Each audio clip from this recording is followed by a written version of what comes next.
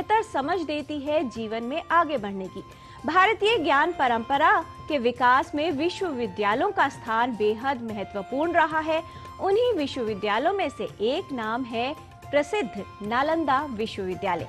आइए देखते हैं इस पर आधारित हमारी ये विशेष रिपोर्ट।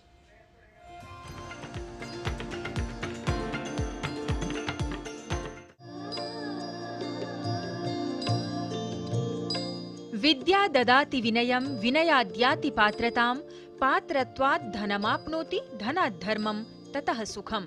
विद्या से विनम्रता आती है, विनम्रता से पात्रता अथवा सज्जनता आती है, पात्रता से धन की प्राप्ति होती है, धन से धर्म और धर्म से सुख की प्राप्ति होती है। इसीलिए हमारे शास्त्रों में वैदिक काल से ही शिक्षा का अत्यधिक महत्व रहा है। पहले गुरुकुल अथवा आश्रम शिक्षा के केंद्र माने जाते थे और इस तरह दुनिया के सबसे प्राचीन काल से ही शिक्षा का केंद्र भारत रहा है।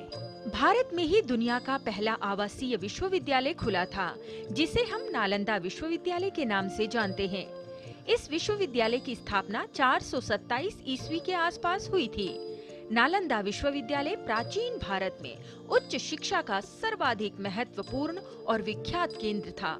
कहते हैं नालंदा विश्वविद्यालय एक समय पूरी दुनिया के लिए अध्ययन का केंद्र बना हुआ था। यहाँ कई देशों के विद्यार्थी पढ़ने आते थे। नालंदा शब्द संस्कृत के 3 शब्द न अलम दा के संधि से बना है, जिसका अर्थ है ज्ञान रूपी उपहार पर कोई प्रतिबंध न रखना। नालंदा विश्वविद्यालय की स्थापना गुप्त काल के समय 5वीं सदी में कुमार गुप्त प्रथम ने कराया था। नालंदा विश्वविद्यालय स्थापत्य कला का एक अद्भुत उदाहरण है।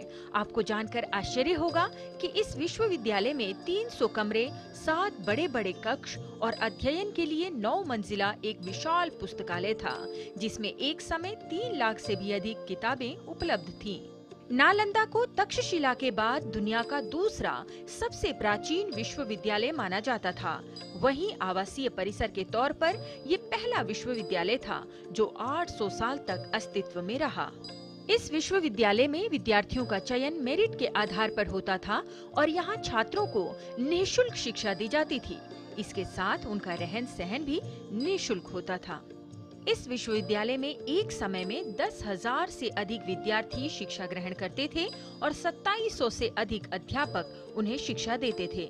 नालंदा में सिर्फ भारत ही नहीं बल्कि कोरिया, जापान, चीन, तिब्बत, इंडोनेशिया, ईरान, ग्रीस, मंगोलिया समेत कई दूसरे देशों के छात्र भी शिक्षा के लिए आते थे।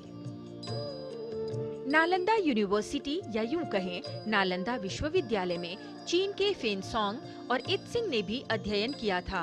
ये दोनों 7वीं शताब्दी में भारत आए थे। इन दोनों ने चीन लौटने के बाद नालंदा के बारे में विस्तार से लिखा और इसे विश्व का सबसे बड़ा विश्वविद्यालय बताया।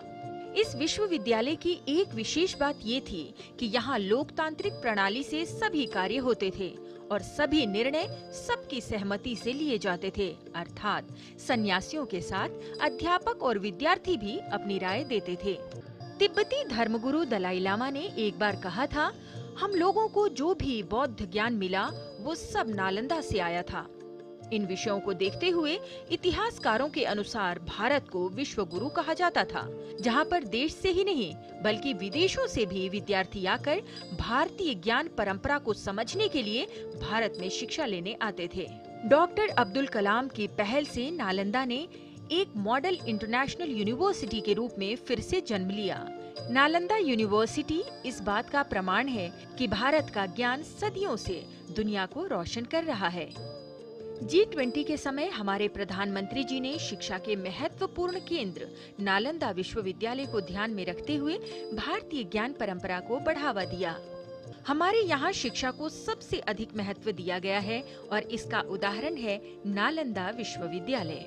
आज भी भारतीय ज्ञान परंपरा को महत्व देने का कार्य नालंदा विश्वविद्यालय द्वारा किया जा रहा है। ये भारतीय ज्ञान परंपरा को जनमानस तक प्रचारित करने का कार्य प्रमुखता से कर रहा है। जैनेन्द्र सिंह की रिपोर्ट, डीडी न्यूज।